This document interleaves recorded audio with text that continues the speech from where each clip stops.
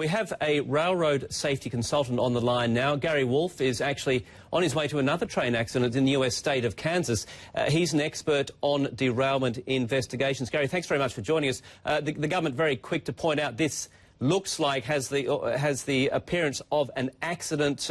There is no hint of any terrorist activity in this. I don't know whether you've managed to see any of the pictures we've been showing so far, but the train did derail on a bend about 3 kilometres or so from the station. Just as investigators arrive and start looking, what are they going to be looking for? What sort of causes are they going to be investigating? Sure. Any time that you derail near a curve or a bend in the track, you'll first want to look at speed as a possible issue. Trains are regulated to a precise speed on various curves, depending on the severity of the curve.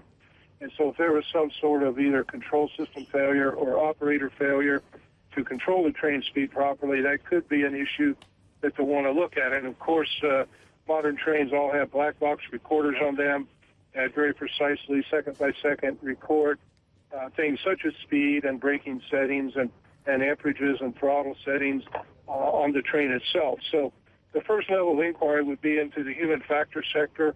What was the train operator doing? What were the speeds? How were they being controlled? Was there any sort of braking failure on the train? The second level of inquiry would concern the infrastructure itself. In a curve in the track or a bend, you always have higher lateral forces that tend to push the train to the outside.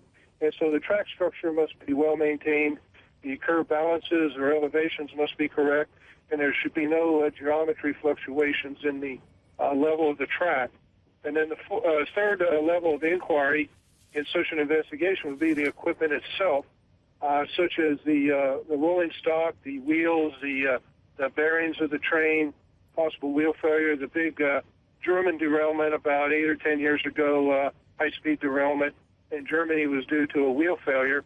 So you'd want to look at the wheels, the axles, the bogies or suspension systems under the rolling stock itself.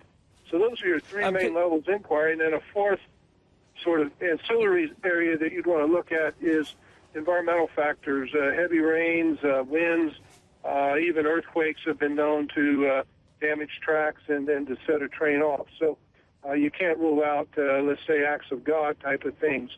But those are the three, and the fourth major thing you would look at. All right. We're getting reports that all 13 carriages on this train came off. Does that tell you anything? Well, it tells me it was probably fairly high speed when it happened. In a case where cars go over a curve due to excessive speed, often all the cars derail. I have not seen pictures of this derailment yet, but if they all sort of laid over on their side, it could possibly be an indication of an overspeed situation. But when 13 carriages derail, it certainly does indicate a higher speed than a lower speed type derailment.